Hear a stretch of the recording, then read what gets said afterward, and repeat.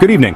Tonight we're diving into a phenomenon so baffling, it makes pineapple on pizza seem like a sensible dietary choice. Americans, yes, Americans, the people who deep-fry butter and consider a 64-ounce soda a personal serving, are apparently trading in their bald eagles for British passports? Yep, you heard that right. A record-breaking number of our star-spangled compatriots are applying for UK citizenship. Now I know what you're thinking. But John, isn't Britain the place we fought a war to get away from? The place where the weather forecast is just 50 shades of gray and excitement is a new brand of digestive biscuit? And you wouldn't be entirely wrong. Yet here we are. From what some are calling royal dreams to what can only be described as political escapes, this trend is anything but boring. It's a transatlantic tango of hope, despair, and possibly a deep-seated desire for better public transportation. So, buckle up, or as they say over there, mind the gap. Not just in the tube, but in our collective understanding of national identity. We're going to explore why so many Americans are saying cheerio to the land of the free and hello governor to the land of, well, also the free, but with more rain and a lingering suspicion of anyone who seems overly enthusiastic. Is it the allure of castles, the siren song of the NHS, or is it simply that after a few too many political rallies, the idea of a quiet pint and a good grumble seems like paradise? Let's find out, shall we? Alright, let's get down to brass tacks, or as they say in Britain, let's look at the bloody figures, mate. According to the UK Home Office, over 15,000 Americans applied for British citizenship in the last year alone. 15,000! That's enough people to fill a moderately sized stadium, presumably to watch a sport they don't quite understand yet, like cricket. It's not just a trickle, folks. It's a veritable flood of star-spangled banners being exchanged for Union Jacks. And this isn't just a blip, a statistical anomaly like finding a decent cup of coffee in London before 2005. No, this represents a staggering 20% jump from previous years. Experts are calling this the highest surge in decades. So what in the name of King Charles's perpetually bewildered expression is behind this passport pivot? Why are so many of my former countrymen and women suddenly so keen to embrace a country whose national bird is arguably the pigeon? It's not like Britain is some undiscovered paradise. Yet 15,000 Americans looked at all that and said, yes, please, sign me up for the drizzle and the delightful possibility of accidentally calling a scone Ascon and starting a small, polite war. This isn't just about a few individuals with a romantic notion of England gleaned from Richard Curtis films. No, a 20% increase suggests a trend, a shift in thinking. So what's the first big, juicy, and frankly rather depressing reason for this Anglo-American migration? Well, for many, it's the political and social climate back in the good old US of A. And when I say climate, I mean less gentle spring breeze and more Category 5 hurricane of perpetual outrage. After years, decades even, of escalating polarization where Thanksgiving dinner can feel like a verbal reenactment of the Battle of Gettysburg, some Americans are simply tired, politically fatigued, worn down by the constant shouting, the endless culture wars, and the feeling that the national sport has become competitive grievance. For a not insignificant number of Americans, the UK, with its comparatively more subdued political discourse, feels like a potential sanctuary. A place where you can disagree about politics without immediately assuming the other person is a Bond villain in disguise. Think of it as seeking a plan B. If your plan A involves navigating a daily minefield of political hot takes, conspiracy theories your uncle found on Facebook, and the ever-present threat of a social media dogpile for expressing a mild opinion on, say, the best type of cheese, then a plan B starts to look incredibly attractive.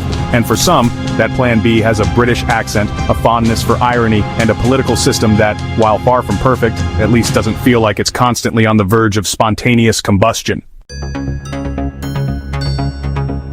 Alright, moving on from the slightly soul-crushing topic of political despair, let's talk about something a bit more aspirational.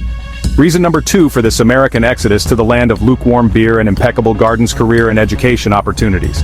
Yes, it turns out that for some, the UK isn't just a refuge from political shouting matches, it's a springboard for professional and academic advancement. The UK boasts a truly global job market, particularly in sectors like finance, tech, creative industries, and academia. London, let's be honest, is still a massive financial mothership, a place where fortunes are made and lost before most Americans have even had their first cup of coffee. For ambitious professionals, especially those in specialized fields, the UK can offer career trajectories and international exposure that might be harder to come by stateside. And then there are the universities: Oxford, Cambridge, LSE, Imperial. The names alone conjure up images of ancient libraries, eccentric professors, and students who probably know how to use a semicolon correctly. For American students and academics, the prestige of these institutions is a massive draw. Plus, many UK postgraduate programs are shorter, typically 1 year for a master's compared to 2 in the US, which means less time accruing debt and more time, well, accruing slightly less debt while living in a potentially more expensive city. So it's a potent cocktail access to a globalized job market, the allure of world-renowned educational institutions, and immigration pathways that, for the right candidates, can seem more straightforward. Now, we've talked politics, we've talked paychecks and professorships, but what about the affairs of the heart? Reason number 3 for Americans becoming Brits is quite simply love and ancestry. Yes, romance and roots are playing a significant role in this transatlantic shuffle, proving that sometimes the most compelling reason to cross an ocean is another human being, or perhaps a conveniently located great-grandparent. Let's start with love, because who doesn't enjoy a good international romance story? Many Americans find themselves falling for a Brit. Maybe it's the accent, that charming, slightly formal way of speaking that can make even a discussion about bin collection sound vaguely poetic. Maybe it's a shared love for David Bowie. Whatever the spark, relationships blossom, and eventually someone has to move. And for a growing number of American partners, the decision is to relocate to the UK, navigating the complexities of spousal visas for a life filled with, well, their beloved, and also Marmite. Then there's the ancestry angle. The UK, being a former colonial power with a rather extensive history of, shall we say, has left its genetic and legal footprints far and wide. Many Americans, particularly those with European heritage, can trace a parent, grandparent, or even a more distant relative back to the British Isles.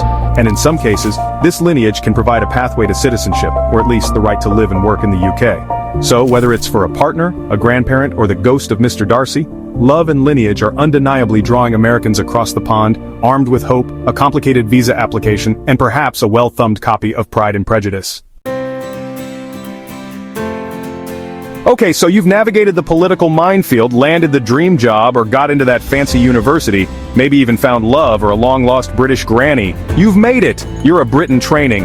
Time to kick back with a cup of tea and a crumpet, right? Well, hold your horses, or rather, steady on, old bean, because now comes the test. Culture shock. Yes, despite the shared language, mostly, and a mutual appreciation for binge-watching TV shows, the transition isn't always as smooth as a freshly paved M25, which, come to think of it, is rarely smooth. First up, the weather. Oh, the glorious, unpredictable, and often downright depressing British weather. Americans, particularly those from sunnier climes, arrive expecting a bit of drizzle and find themselves in a perpetual state of, is it going to rain, or is it already raining, or has it just stopped raining but will start again in 5 minutes? It's a national obsession for a reason. Then there's driving, or as I like to call it, the great left side gamble. For Americans accustomed to vast highways and the comforting familiarity of sitting on the left side of the car, switching to the right side of the car to drive on the left side of the road while navigating roundabouts that seem to have been designed by M.C. Escher is an exercise in sheer terror. And the language? Yes, it's English, but it's English with a whole secret layer of slang, understatement, and euphemisms that can leave an American utterly bewildered. Understanding what cheeky Nando's actually means is a rite of passage.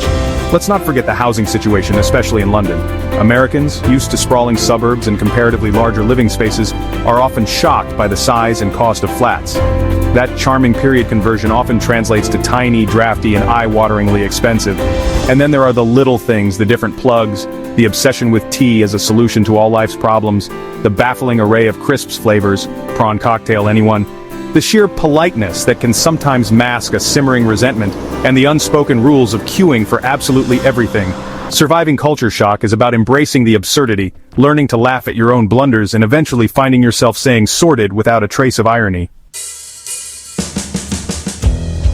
So, we've seen the numbers, we've dissected the reasons, the political weariness, the career ambitions, the romantic entanglements, and the ancestral pulls. We've even dipped our toes into the cold, gray waters of British culture shock. But the big question remains, is this surge in Americans seeking British citizenship just a temporary blip, a statistical anomaly fueled by a unique confluence of global events? Or are we witnessing the nascent stages of a more significant long-term trend? Is this, dare I say, a British invasion in reverse, only with fewer catchy pop songs and more paperwork? Many experts, and indeed many of the Americans making this move, suggest this isn't just about fleeing something like a particularly bad reality TV show that your country has become. It's increasingly about seeking flexibility and options the future. In an increasingly uncertain world, and let's face it, the last few years have felt like a relentless fire hose of uncertainty aimed directly at our faces, having dual citizenship is seen as a valuable asset. It's like having a spare tire for your life. You hope you never need it, but you feel a damn sight better knowing it's there. Think about it. A second passport opens up a world of possibilities. The right to live, work, and study in another major global economy. A potential safe haven if things go pear-shaped in your home country, politically or economically, easier travel to a whole host of other nations. For many Americans, particularly those with the means and the foresight, that second passport, that British one, is becoming less of a whimsical nice-to-have and more of a strategic priority. It's a diversification of one's national identity, a geopolitical insurance policy. This isn't to say that everyone is abandoning America wholesale. For many, it's about having a foot in both camps, maintaining connections to their homeland while building a new life, or at least a potential new life elsewhere. It's about expanding horizons, not necessarily burning bridges. The desire for a Plan B is strong, and for an increasing number of Americans, that Plan B has a Union Jack on it. And as global dynamics continue to shift, it's a trend that we'll be watching very, very closely, possibly while sipping a cup of tea and complaining about the weather, just to get in the spirit of things. Breaking news. So, there you have it. From the land of the free and the home of the brave to the land of fish and chips, free healthcare, and, let's be honest, also brave people who endure the central line at rush hour. The American dream for some might just be getting a British twist, or perhaps a British edit with slightly more understated irony and a lot more queuing. It's a fascinating shift, a testament to our ever-changing, ever-shrinking world, and a reminder that national identity can be more fluid than we often think. It's clear that the reasons are as diverse as the people making the move, from political anxieties to career aspirations, from love stories to the simple, pragmatic desire for a backup plan in an unpredictable world. Whether this trend continues to surge or levels off, it's certainly given us a lot to think about, and probably given the UK Home Office a lot more paperwork, for which I'm sure they are eternally grateful. Or at least, stoically accepting. What do you think? Is this a brilliant move or a baffling one? Are you an American dreaming of Big Ben, or a Brit wondering what all the fuss is about? Let us know your thoughts down below, and of course don't forget to like this video, subscribe for more deep dives into the stories that make you go, wait, what? And click that notification bell so you don't miss our next attempt to make sense of the beautifully bizarre world we live in. Until next time, mind how you go.